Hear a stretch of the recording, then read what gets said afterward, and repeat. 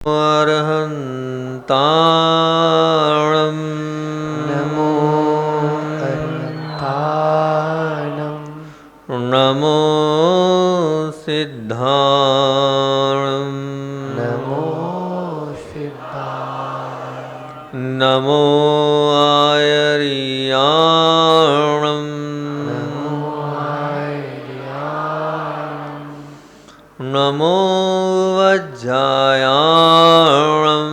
नमो वज्रायाणं नमो लोये सव्वसाहुणं नमो लोये सव्वसाहुणं नमो अरिहन्ताणं नमो अरिहन्ताणं नमो सिद्धाणं नमो सिद्धाणं नमो आयर्याणं नमो आयर्याणं नमो वज्रायाणं नमो वज्रायाणं नमो लोये सव्वसाहुणं नमो लोये सव्वसाहुणं नमो अरुहन्ताणं नमो अरिहन्ताणं नमो सिद्धाणं नमो सिद्धाणं नमो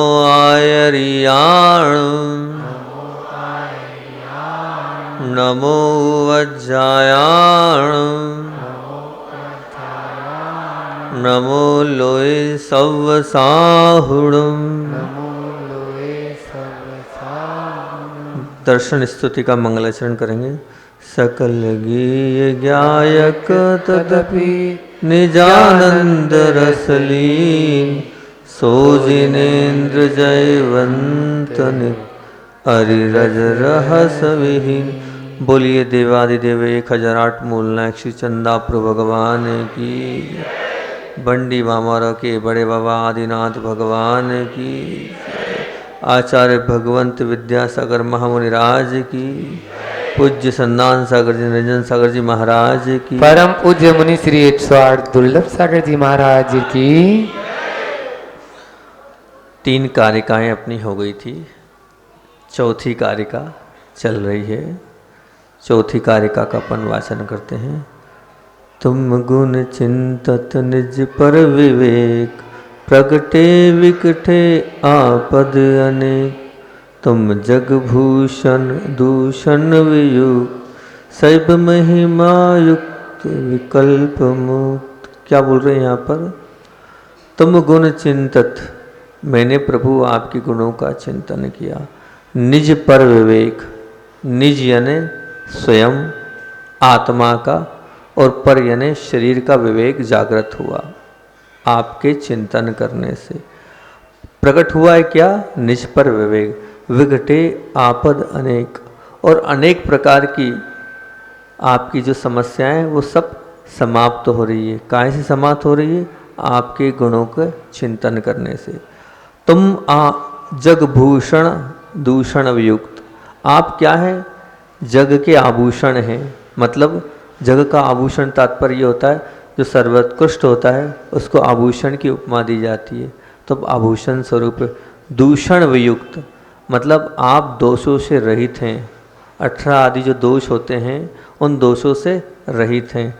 सब महिमा युक्त विकल्प मुक्त। और क्या बोल दिया है?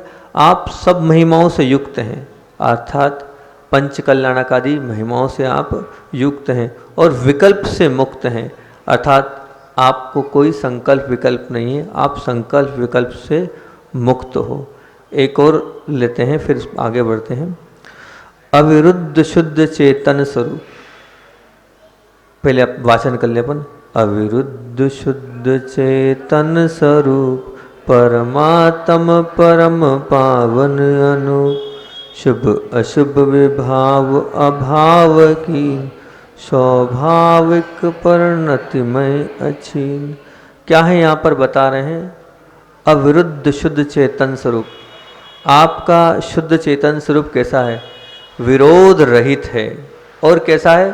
परमात्म परम पावन अनूप। वो कैसा है?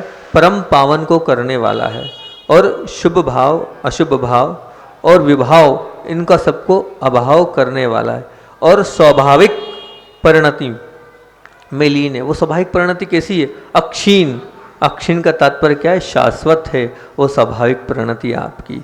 तो यहाँ पर स्वाभाविक परिणति की बात कर रहे हैं, आत्मा की बात कर रहे हैं, शुद्धोपयोग की बात कर रहे हैं। तो अपन इस पे आज आत्मा की बात करते हैं, शुद्धोपयोग की बात प्रारंभ करते हैं कि क्या आत्मा है और क्या शुद्धोपयोग है।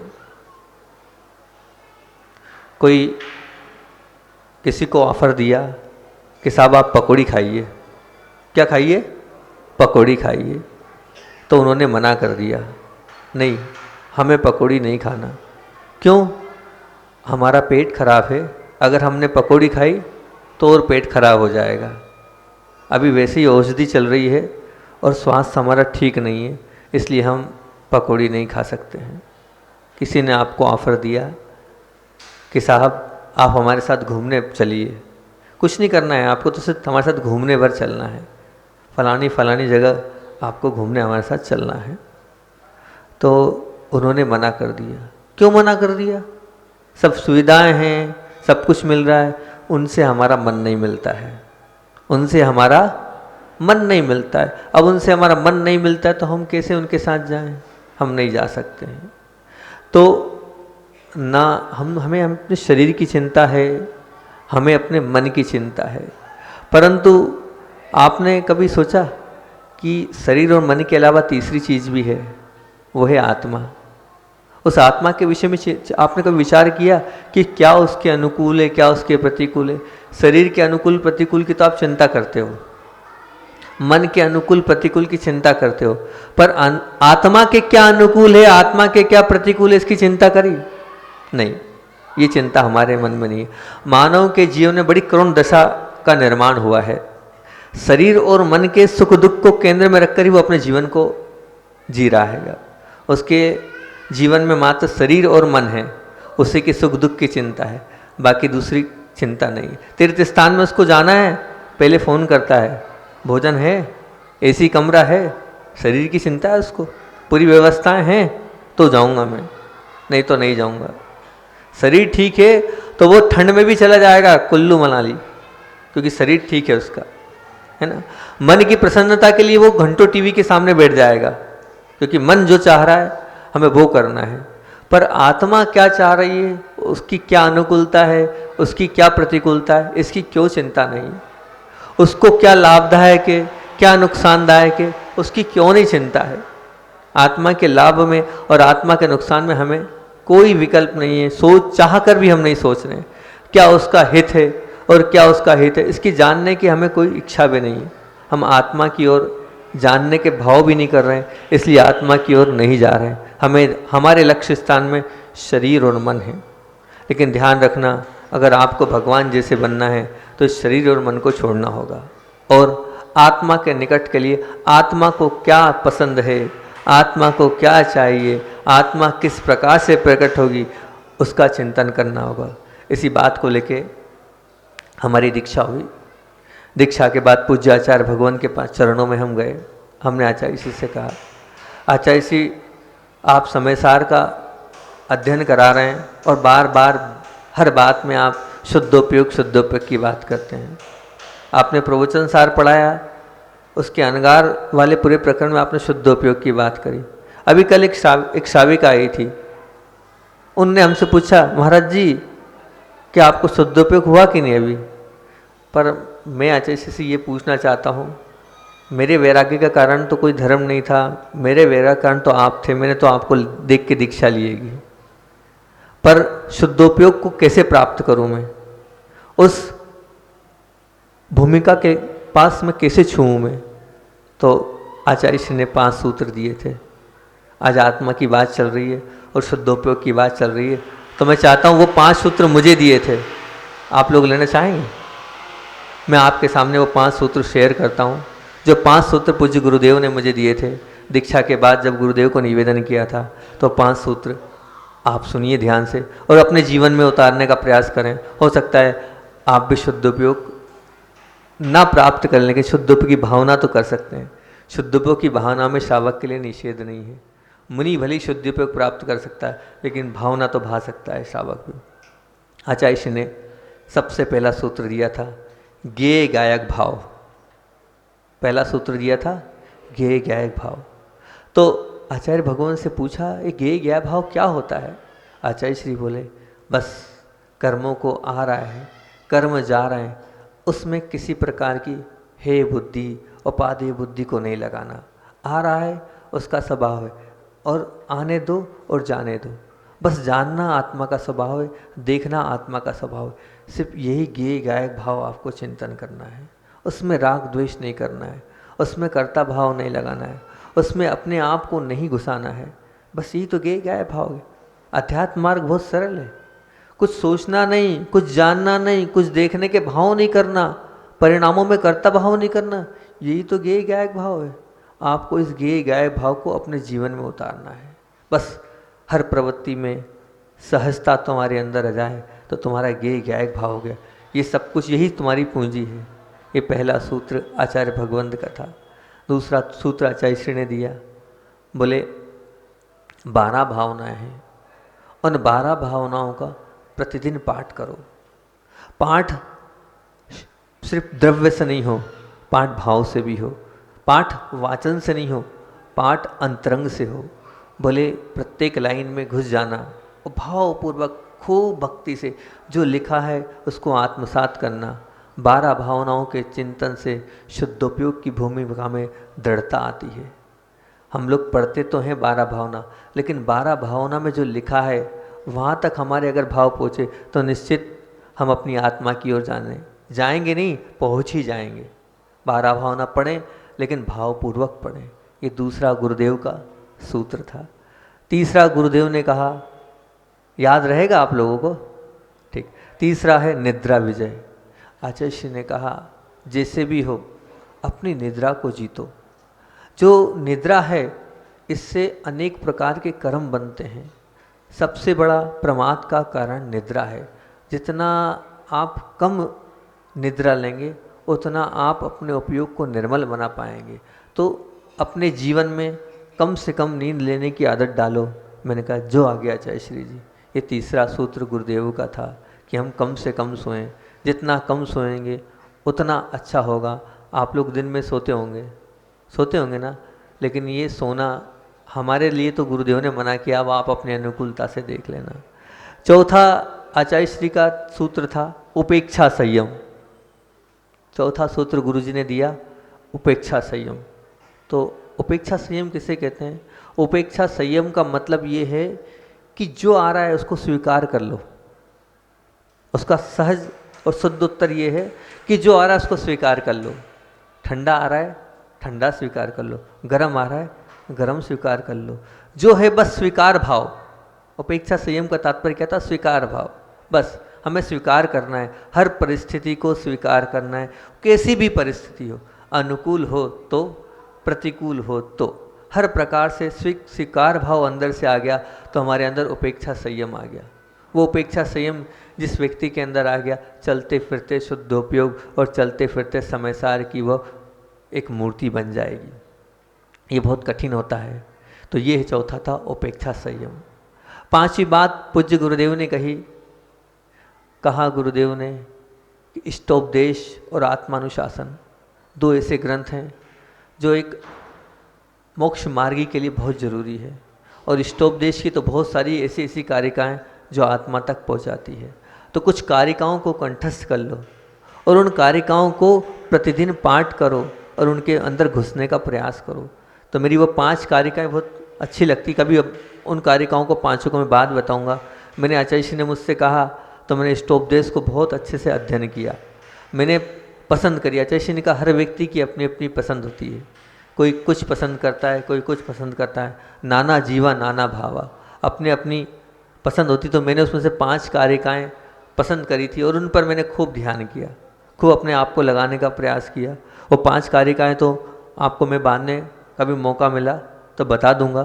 तो इस प्रकार से 5 सूत्र दिए गुरुजी ने। मैं फिर से रिपीट कर रहा हूँ, आप लोगों को अच्छा लगे तो 5 सूत्र आप अपने जीवन में उतार लेना। पूज्य गुरुदेव के द्वारा दिए सूत्र हैं गेय गायक भाव, 12 भावना का चिंतन, निद्रा विजय, उपेक्षा संयम और इष्टोपदेश की जो पसंदीदा आपको गाथा लगे, कारिका लगे, उसको आत्मसात करें, उसको बताएं। दूसरी चीज़ अभी यहाँ आई थी, शुभ उपयोग अशुभ उपयोग। तो आचार्य भगवान के साथ जब हम अध्ययन करते थे तो 3-4 उदाहरण आचार्य श्री के मुख से बार बार सुनते थे। वो उदाहरण आपके सामने मैं दे रहा हूँ। आचार्य श्री कहते थे 3 चीज़ें हैं, शुभ, अशुभ और शुद्ध। तो आचार्य श्री कहते हैं हाथ बताना अशुभ उपयोग है, हाथ को बताना अशुभ उपयोग है, और हाथ को जोड़ना शुभ उपयोग है, और हाथ पे हाथ धरना शुद्धोपयोग है। अब आप शुद्धोपयोग में जाना चाहते हैं, अशुभ उपयोग में जाना चाहते हैं, शुभ उपयोग में जाना चाहते हैं, आपके ये दोनों हाथ से ही सब कुछ होने वाला है। जो भी होगा इन दोनों हाथों से होने वाला, आप विचार कर लें। एक और उदाहरण गुरुजी बार बार दिया करते हैं, कोई गंदा कपड़ा है, वो है अशुभ उपयोग, और फिर उसको आपने धो लिया, वो हो गया शुभ उपयोग। अब उसको धोने के बाद उसमें आपने नील वील थोड़ी चमका दिया, वो हो गया शुद्ध उपयोग। और ऊपर की भूमिका के लिए आचार्य श्री उदाहरण देते हैं कि उस पर आपने प्रेस कर दी और टिप टाप कर दिया, वो और ऊपर की भूमिका हो गई। ये पूज्य गुरुदेव के मुख से सुना था, ये उदाहरण भी रख दिया। एक और गुरुजी शुभ अशुभ, ये तो खैर योग सागर जी महाराज जी के मुख से सुना था ये, कि एक मुनिराज ध्यान करने बैठे हैं, एक मुनिराज जंगल में ध्यान करने बैठे हैं, और ध्यान की अवस्था में एक श्रावक ने देखा इतनी धूप है और मुनिराज बैठे हैं, शरीर क्रस है, लगता है बहुत उपास है, और अंदर से वैयावृत्ति के भाव जाग गए और उसने घी लगा दिया। वो घी लग गया पूज्य मुनीश्री के मस्तक पर। अब वो धीरे से घी धूप की गर्मी के कारण पिघला और पूरा नीचे आ गया। घी के कारण कुछ चींटियाँ मुनिराज के ऊपर चढ़ गई, और चढ़ी और चींटियों ने मुनिराज को बिल्कुल इस प्रकार से काटना चालू किया। पूरे मुनिराज के शरीर पे चींटियाँ चढ़ी है और मुनिराज को काट रही है, और मुनिराज अपने ध्यान में लीन है। मैं अपनी आत्मा का चिंतन कर रहा हूँ, शरीर में नहीं हूँ, आत्मा में हूँ। आत्मा को कोई कुछ नहीं बिगाड़ सकता, ना आत्मा जन्मती है ना मरती है, आत्मा को कोई नहीं खा सकता, आत्मा तो शाश्वत है, शुद्ध है। ये भाव चल रहे हैं पूज्य मुनिराज के। उसी समय एक और व्यक्ति निकला, उसने देखा ये मुनिराज है, और द्वेष भाव के साथ, कषाय भाव के साथ वो गन्ना खाते खाते, गन्ने के जो चूसने के बाद चूसा उसने गन्ना और मुनिराज के ऊपर फेंकता गया, चूसता गया, फेंकता गया। उसने वो उपसर्ग किया था, लेकिन घी से ज़्यादा चींटी को मीठा प्रिय होता है, घी से ज़्यादा चींटी को मीठा प्रिय होता है। जैसे ही मीठा वहाँ पड़ा, मिला, वो चूसा हुआ गन्ने का वो पड़ा, वो चींटियाँ पूरी उतर गई। यहाँ भी तीनों उपयोग घट रहे हैं, आप दिमाग लाएंगे तो तीनों उपयोग निकल जाएंगे। उस श्रावक ने वैयावर्ती करी थी, वो क्या था? शुभ उपयोग। दूसरे श्रावक ने उपसर्ग किया था फेंक कर, वो क्या था? अशुभ उपयोग। और मुनिराज ने क्या किया? शुद्धोपयोग किया मुनिराज ने, क्योंकि वो शुद्धोपयोग में लीन थे। उन्होंने शरीर को और आत्मा को उस समय भेद विज्ञान के माध्यम से अलग किया और अपने उपयोग को निर्मल किया। हम भी ऐसे उपयोग को निर्मल करें। ऐसे ही एक और उदाहरण याद आ गया, उसको भी दे देता हूँ, फिर आगे अपन चलते हैं। कहते हैं मूंगफली होती है, देखा आपने, उसके ऊपर छिलका होता है। ये भी आचार्य श्री का उदाहरण है, उन्हीं के मुख से सुनाएगा। मूंगफली होती है, मूंगफली के ऊपर छिलका होता है। तो मूंगफली जो होती है बहुत मीठी होती है ना, मीठी। और छिलका क्या काम का है कुछ काम का नहीं है ना। उसको तो आप फोड़ते हो, रख कर देते हो, उसको खाते हो? नहीं खाते। आचार्य श्री कहते हैं ये शरीर और ये राग देश कोई काम के नहीं है। अंदर बैठी आत्मा मूंगफली के समान है, उसको आप चख ही नहीं रहे हो, उसको आप चख ही नहीं रहे हो। आप शरीर को सब कुछ मान रहे हो, उसी में राग द्वेष कर रहे हो। ये छिलका है शरीर, मूंगफली के समान। क्या है ये? छिलका है। इसके ऊपर मत जाओ, अपनी आत्मा के ऊपर जाओ, तो सब कुछ आपको मिल जाएगा। क्या मिल जाएगा? सब कुछ मिल जाएगा। इसी बात को लेकर एक बहुत अच्छा सेंटेंस मैंने पढ़ा था, वो बताता हूँ। उसमें लिखा था, न किसी के अभाव में जियो, न किसी के अभाव में जियो, न किसी के प्रभाव में जियो। न किसी के अभाव में जियो, न किसी के प्रभाव में जियो। ये जिंदगी है आपकी, अपने स्वभाव में जियो। ये जिंदगी है आपकी, अपने स्वभाव में जियो। क्या पता आप कितना आप अपने स्वभाव में जी रहे हैं।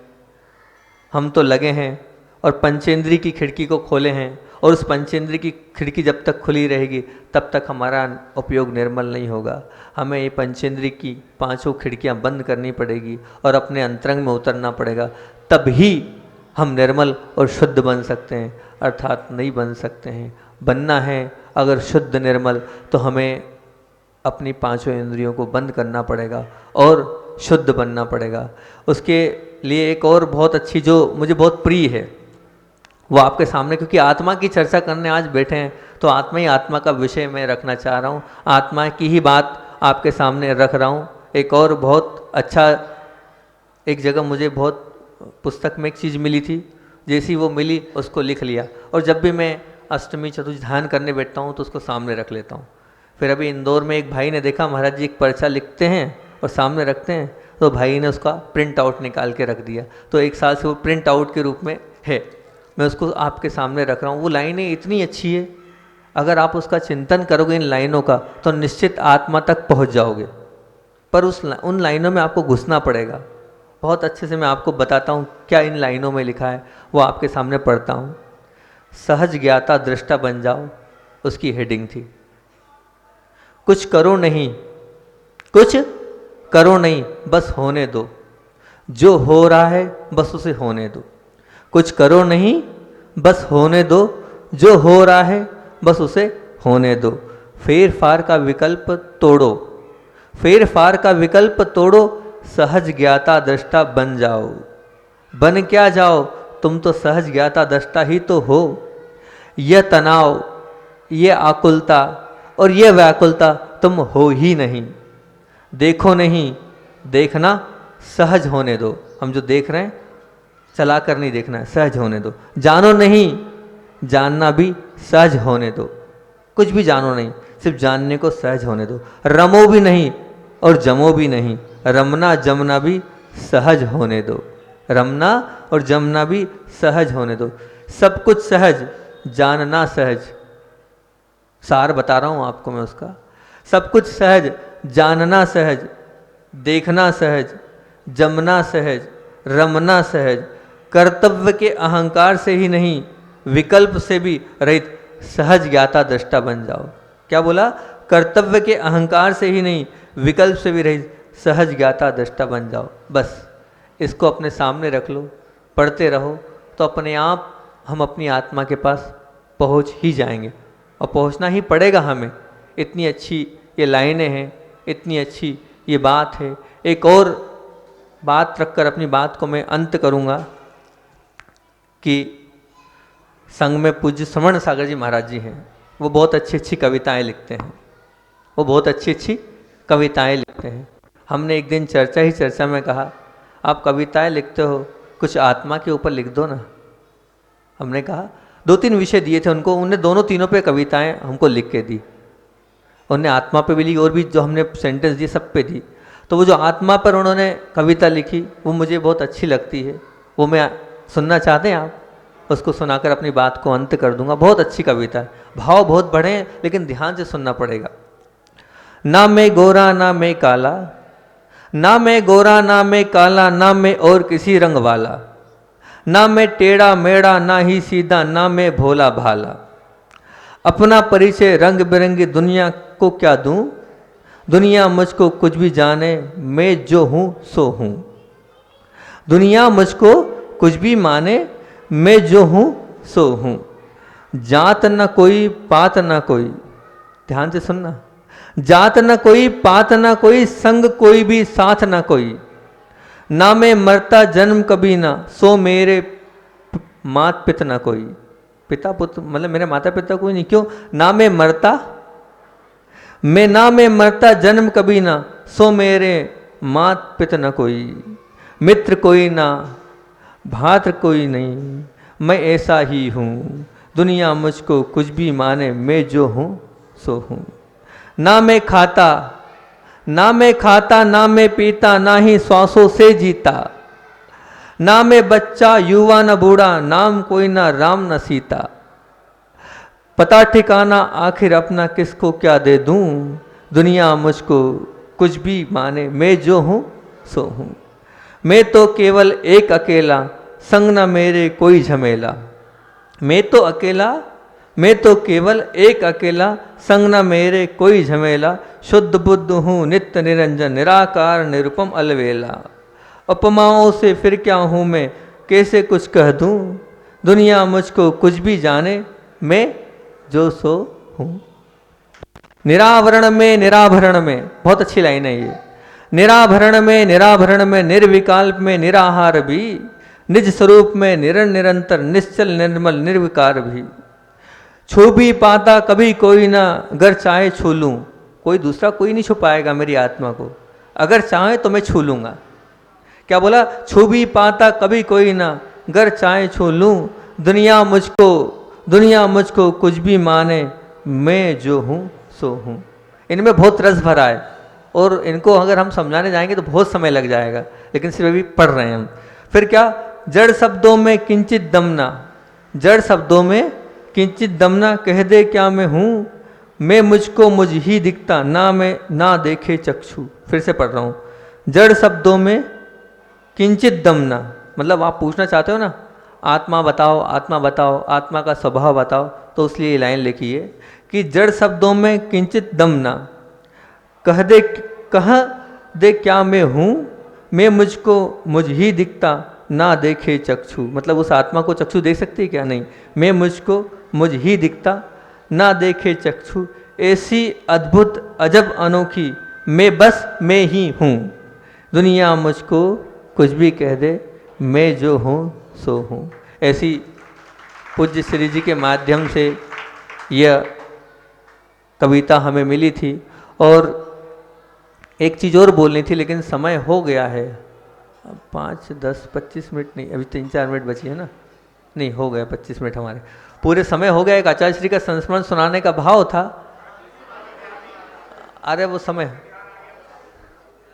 तो ठीक है, क्योंकि भाव ये थे, किन्हीं ने कहा था कि आचार्य श्री के एक छोटे छोटे संस्मरण आप रोज ले लिया करो, तो हम ले लेते हैं। भाव बात उस समय की है, हम वो 60 में सुना देते हैं। ग्वारी घाट की बात है। ग्वारी घाट में आचार्य श्री का रात्रि विश्राम हुआ, और रात्रि विश्राम नदी के किनारे पर रात्रि विश्राम हुआ। और प्राय गुरुदेव के साथ प्रारंभिक अवस्था में 8-10 साल रात्रि विश्राम करने का हमें मौका मिला है, तो हम वहीं रहते थे। हुआ ये कि इतनी ठंड थी कि उस ठंड में हमें नींद नहीं आ रही थी, क्योंकि बहुत ठंड थी और नर्मदा नदी का किनारा था। और देखा नहीं, एक बहुत बड़ा कांच था, और वहाँ पर पूज्य गुरुदेव और हम धवल सागर जी और हम दोनों महाराज रात्रि विश्राम साथ कर रहे थे। नींद आ नहीं रही थी। अब नींद आ नहीं रही थी तो हमने सोचा क्या किया जाए, बिल्कुल भी नींद नहीं आ रही, इतनी काँप रहे थे हम। बाहर आए हम। बाहर आने के बाद जैसे ही बाहर आने के बाद हमने सोचा कि किसी से कुछ बोलें, कुछ प्लाई लगा दे, कुछ आड़ कर दे, कैसे होगा। देखा वो व्यक्ति इतने खुर्राटे ले रहा था कि उसका भाव नहीं हुआ कि उसको कैसे उठाएं हम। हमने उठाया नहीं। 12:30-1 बजे की बात होगी वो, 12:30 बजे लगभग हम अंदर आए। अंदर आने के बाद हमने कहा ठीक है, अब जैसा भी होगा बैठे बैठे दिन रात काटेंगे, रात को तो काटना ही है। मतलब उतनी देर में हम अपने परिणाम बता रहे हैं, हम सहन नहीं कर पा रहे थे। और वैसे भी शुरुआती दीक्षा थी हमारी, शुरू की बात थी, सहन नहीं कर पा रहे थे और संकल्प विकल्प में थे हम, और बहुत कपकपी सी लग रही थी, ठंड लग रही थी। अब हुआ ये कि एकदम हमने वहाँ आए और खट से दब गया। जैसे ही खटका दबा और लाइट चालू हो गई। अब वो जो लाइट चालू हुई उसके बाद का आपको दृश्य दिखा रहा हूँ। पूज्य गुरुदेव को भी ठंड लग रही थी, मैं तो संकल्प विकल्प कर रहा था, और पूज्य गुरुदेव ऐसे भगवान जैसे उस रात को 12:30 बजे बैठे थे, तो लग रहा था कि साक्षात भगवान बैठे हो, बिल्कुल हिल नहीं रहे हैं, बिल्कुल ढुल नहीं रहे, और ऐसे लीन बैठे थे। उस दृश्य को देख के मैंने अपने आप को ग्लानि की कि देखो इस उम्र में आचार्य जी ऐसे बैठे हैं, और तुम युवा होने के बाद भी ऊपर नीचे आगे पीछे घूम रहे हो, ठंड लग रही। धन्य है, ये आत्मा में लीन है, और हम आत्मा से कितनी दूर हैं। अब लाइट तो जल गई थी, बाहर उस व्यक्ति को उठाना पड़ा, लाइट जल गई है इसलिए बंद कराई। सुबह आचार्य श्री से प्रायश्चित के लिए मैंने कहा आचार्य श्री जी रात में ऐसा हो गया था। अब आचार्य श्री बैठे हैं साक्षात, तो कब हुआ था ऐसा 12:30 बजे 10 मिनट लाइट जलती रही, 10-15 मिनट बाद लाइट जली, आचार्य श्री को भानी नहीं कि लाइट जली। हमने आचार्य श्री आप बोले हम तो समय सार को लेके बैठ गए और अब लग तो रहा था हम क्यों आज रोज ध्यान करें, ठंड ठंड करें, आप लोग इतने खुले में सुला दिया था, कोई बात नहीं, ठंड ठंड न करके हमने तो समय सार की गाथाओं का चिंतन चालू कर दिया और पूरे समय सार का हमारा वाचन हो गया। ये है आचार्य विद्यासागर जी महामुनिराज, जो इस प्रतिकूल परिस्थितियों में भी अपनी आत्मा का ध्यान करते हैं और अपनी आत्मा में जाते हैं, और हम लोग प्रतिकूल परिस्थिति आती है और बाहर आ जाते हैं। बोलिए आचार्य भगवान विद्यासागर महामुनिराज की।